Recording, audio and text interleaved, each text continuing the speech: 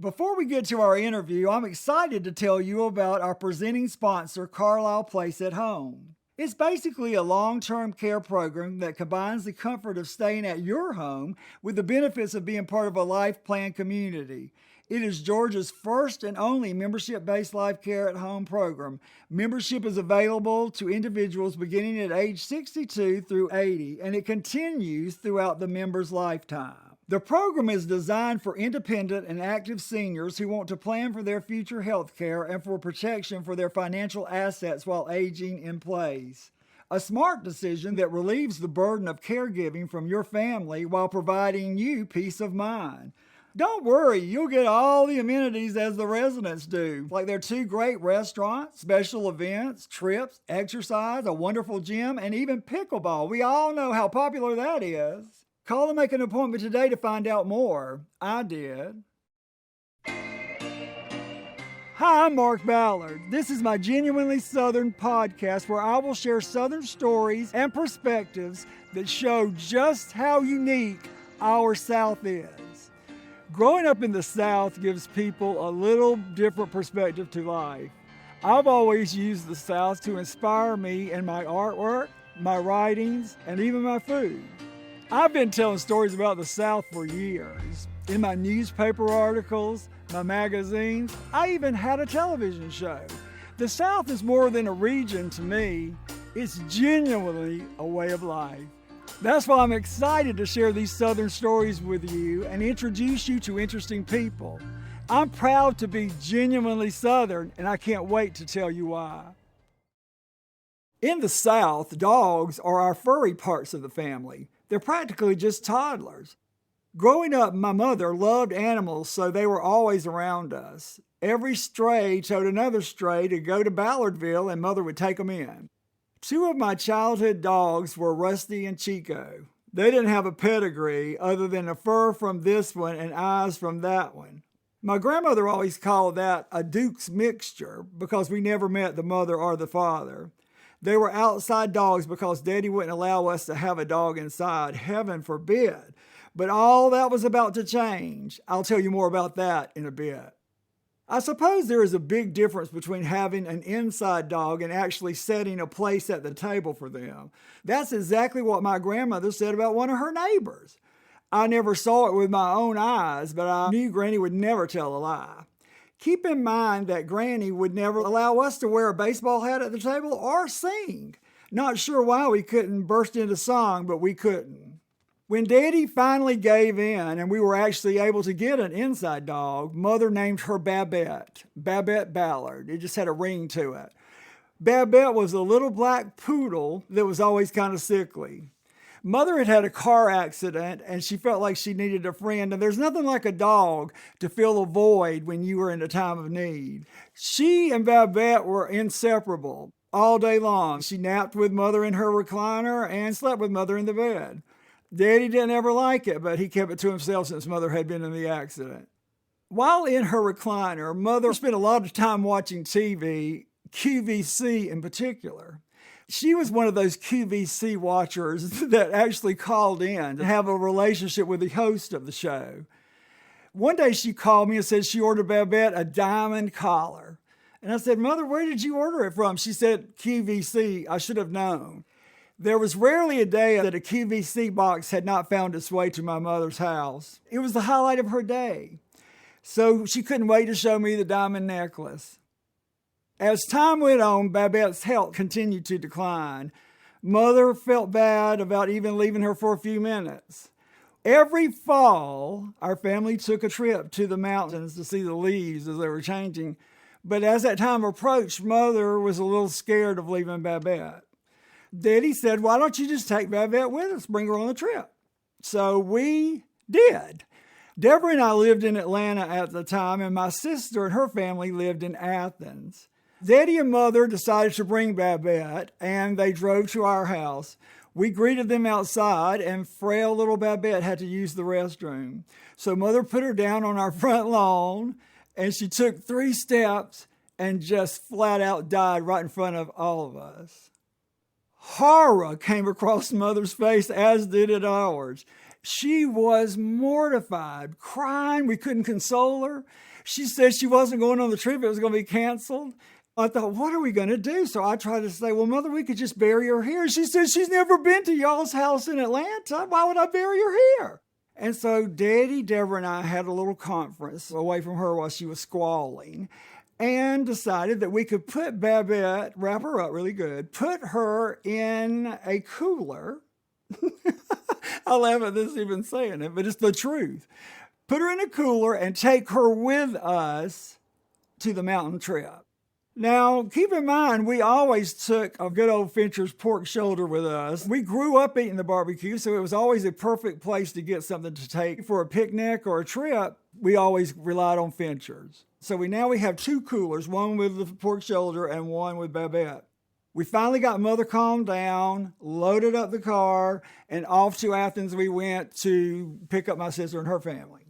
We get up there and, everybody's so excited to see everybody. We were looking forward to the trip, and I undo the trunk and my sister's right there. And she goes, ooh, what's in that? And I said, a pork shoulder. And she said, what's in that one? And I said, Babette, shh, don't mention it. Mother is going to lose it again. She said, Babette is in the cooler? And I said, she died right when they got to our house and we couldn't do anything about it but take her with us.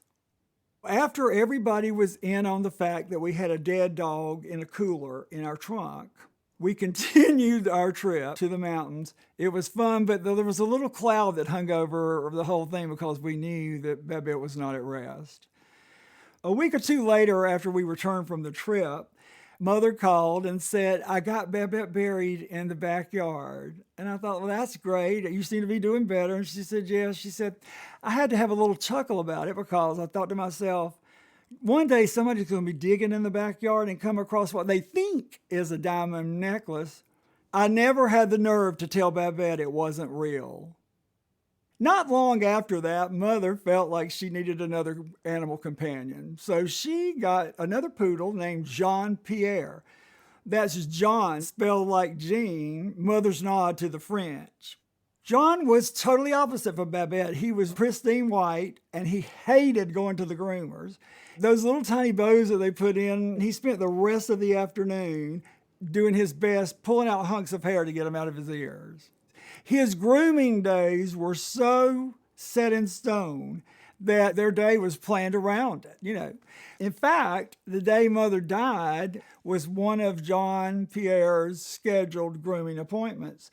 I said, Daddy, I needed to cancel it. He was adamant that we keep the appointment. That's how rigid they were about that appointment. I said, Daddy, Mother just died. I feel badly about going over there.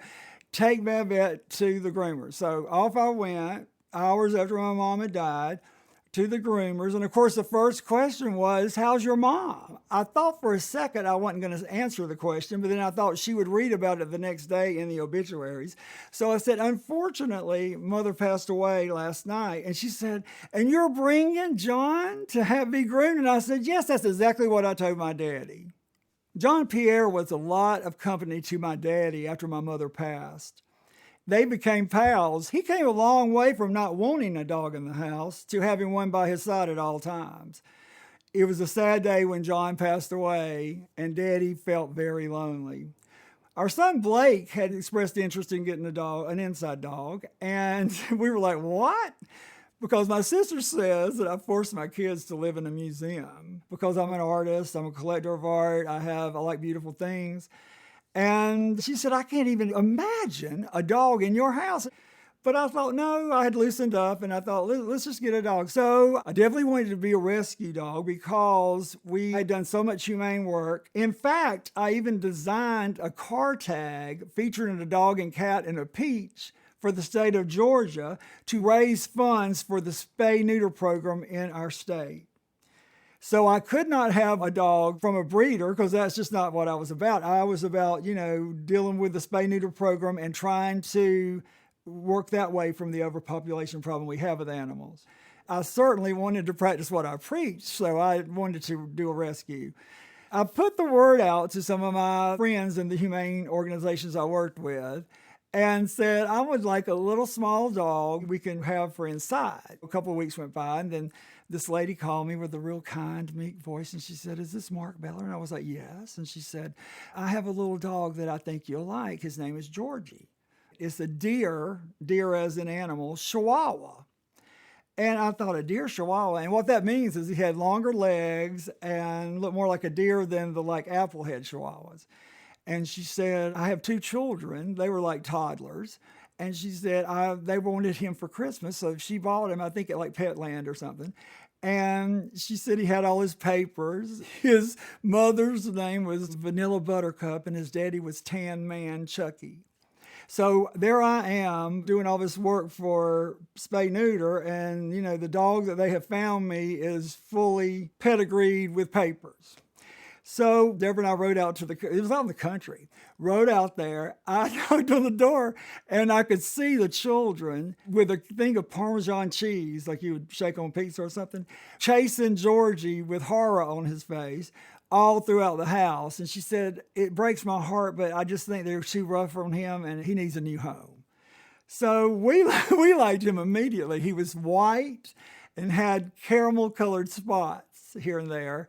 And we brought him back to Macon. So I decided to stop by my dad's house because I had asked my daddy if he wanted another dog since Jean Pierre had died. And he said, no, I'm not going to take care of anything else. I don't want any more animals in this house. I'm not going to do it. So I wanted to show him before we showed Blake. So we pulled up to Daddy's house and I walked in. And for a split second, he thought we had bought him the dog. Then he called himself and said, no. And I said, well, this is for Blake, and he said, no, that's right. But in hindsight, I wish sometimes that I had let him have the dog because he said he didn't want it, but I didn't know until I saw his face that he probably would have welcomed him with open arms. But anyhow, it became Blake's dog, and he trained it to jump. It could jump. It had those legs that were very long, and we had an island in the center of our kitchen. And Blake put on shows for the neighborhood kids where he would hold up a treat on the other side of the island. They would all stand over there, and you literally would just see this white dog with caramel-colored spots jumping up, grabbing the treat, and going down, kind of like a dolphin does in the water. But it was like, 3 or 4 feet he would leap. We live in an old home in an area where there's a lot of traffic, so I knew I wanted to have some invisible fencing to go in the backyard in case when he went out to do his business and whatnot. So we did the invisible fence, and I really think you should just be able to rent invisible fence because one time the dog gets zapped, they're never going to that area again. I think I got zapped more than he did. A couple of times I was holding Georgie, would walk out of the backyard to talk to one of my neighbors, and just both of us just went, with the electricity. It was just a mild little touch, so don't get nervous. But Georgie didn't, he would never leave the surroundings. He just had a little mean touch to him, though. He would turn on you like a python. We still have mail that comes through our front door. They hand deliver it.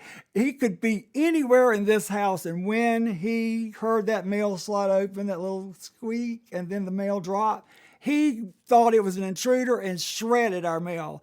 All the magazines, you could come up there to a ferocious little paper was flying and everything else. And I sat him down one day and I said, Georgie, and yes, we do talk to our dogs in the South. I sat him down and I said, Georgie, if you do have to shred something, shred the bills. Don't shred the magazines. He never got that concept. We decided we would take him to training so he could be more, where he wouldn't bite everybody that came to the house. And so we went to PetSmart, and they said, bring your dog's favorite treats. Well, what he loved was peanut butter. So we brought a box of those little tiny Nutter Butter peanut butter cookies. And everybody else in the class looked around at us like, well, what are you doing? They had treats that were made especially for dogs and, didn't have any byproducts and blah, blah, blah. And we're sitting there giving him a cookie, And he failed the class. And somebody came up to me, that's been years ago, somebody came up to me and said, we were training with you and your dog. And I was like, well, she said, we never got over that Nutter Butter thing. And I'm like, okay. Well, Blake moved away to college and Georgie stayed with us. And he even had a Facebook page. And for those of you that don't know me, I was on television, so I had a big following. So everybody was interested in Georgie. So he had his own little page. We kept up with everything about his adventures and all that. All that stuff, just like humans, all that stuff that we do to our bodies when we're younger comes back to haunt us. And all that jumping that Blake had showed him how to do that was so interesting and so fun when he was young had taken a toll on his knees. And one day he jumped off the bed and I heard something pop and he completely could not walk. And he was getting down and we knew the time was near. So Deborah was out of town on work, and I was in the middle of a Christmas show in Macon at our Centralplex. And I took him to the veterinarians because I wanted them to keep, I didn't want anybody else to keep him because I knew he was bad off and I knew they could handle it. So they called me early one morning before I went downtown and said, he's not doing good at all. And to be honest with you, I think this would be a good time to, put him down. So I called Deborah, and she just went ballistic, upset, and said, I'm not even there. And I was like, Deborah, I've got to go. I've got a show. And so we made the decision, which I think was a good one, of having him put down. And then they handled all that. And I decided I was not going to mention him at the show for 3 days because everybody would want to know how Georgie was doing and blah, blah, blah. All day Friday, I did not mention him. Deborah had returned home. All day Saturday, we did not mention him. Sunday was actually Georgie's birthday. And so as I was looking at his Facebook page Sunday morning before going downtown, I said, Deborah, people are wishing Georgie a happy birthday on Facebook. And I said, we can't have them wishing happy birthday to a dead dog, I said, we're going to have to say something, So we decided on Sunday that we would tell people. I think I did a little post, that he had passed away and how sorry we were. I mean, he was a celebrity. There's no doubt about it. And we cried all day Sunday, but at least it wasn't Friday, Saturday, and Sunday. After Georgie died, we felt like, or I should say I felt like, we needed some space. We had animals. We needed to just have me and Deborah. Both kids were gone. We just wanted some time with no responsibility of a pet. And that went on for about 2 years until Deborah had her knee replaced and had several complications from it. So she was having lots of surgeries.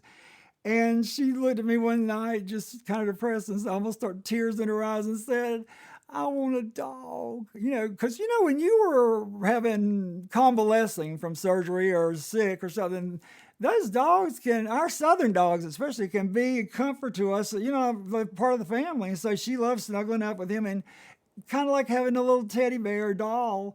He was comfort to her. And I said, well, Deborah, I just don't know if I'm up to it. But she kind of broke me a little bit with almost tears, which I'm sure were planned. So she put the word out behind my back to our friends and said, if y'all hear of a dog that's available, and we wanted, now that we'd had the Chihuahua, we definitely wanted another Chihuahua. We love Chihuahuas. They are so fun.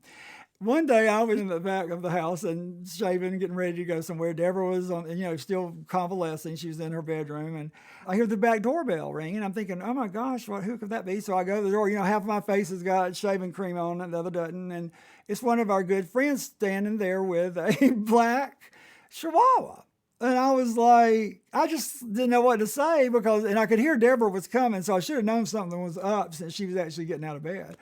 And I just slammed the door right in her face. And I said, no. And so Deborah said, open that door. And she opened the door. And when we saw Bandit, he never left. Deborah knew it would work, and that's exactly what she did.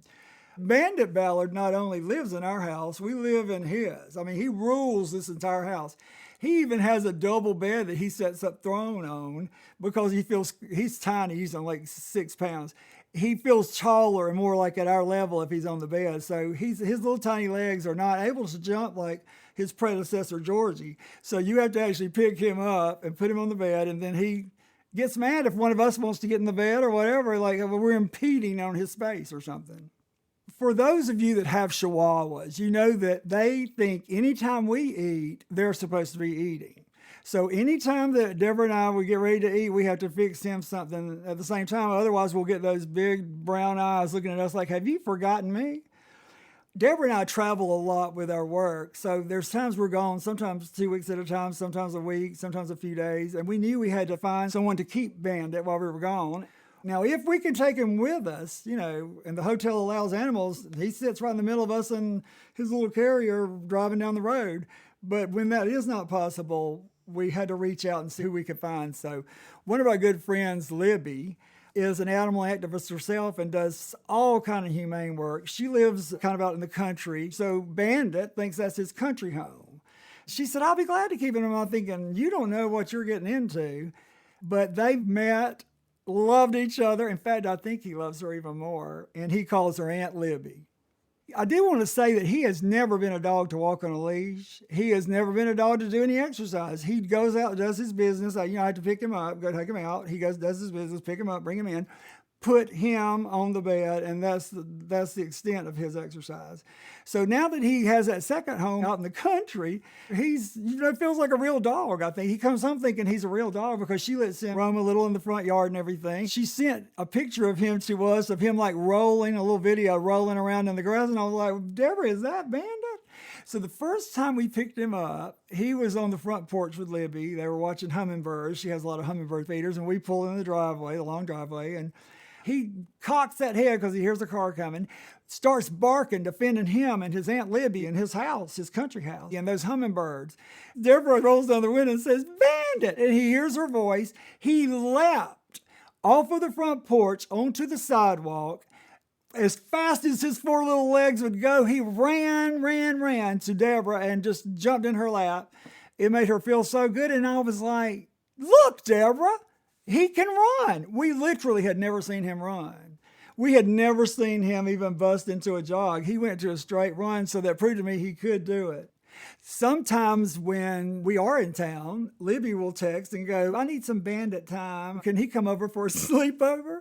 And we're like, okay. So we take him up there, and he has a few days with her, and he is something else. And yes, I mentioned this earlier. In the South, our pets are part of our family. If I'm here by myself and Deborah's doing something else or in another part of the house, I talk to him just like he's a person. And he will look at you with those brown eyes, cock that head, and you almost are just waiting. I just expect one day he's going to talk back. I do get blamed for the fact that he likes to cuss because Deborah says that he got all that cussing from me because I never did it on TV and I don't do a lot in public, but when I'm in my house, I cuss, and Bandit has picked it up. A little habit, a little bad habit. In fact, Deborah says the next thing I need to do is cooking and cussing, crafting and cussing, writing and cussing. So I might have a whole new career coming up. But I know this has resonated with some of you dog lovers out there, and even cat lovers and animal lovers, period, to know how special they are to us. But in the South, they are definitely a member of our family. Thanks for joining our conversation. One of my favorite things to do is share tales of our unique South. I hope you're going to come back because there's always more. Thank you to our sponsors at Carlisle Place at Home. Check out at Mark Creates on Instagram and shop my artwork on Etsy. Hosted by Mark Ballard, Genuinely Southern is a podcast by Creek Media. The show is produced by Mark and Deborah Ballard and produced and edited by Stephanie Shadden. Follow us on social media at Gen South Pod and message us with questions you'd like to hear discussed on future episodes. Engage with us, like us, subscribe, share with a friend. Be sure to stream this and more podcasts you may love at streamthecreek.com.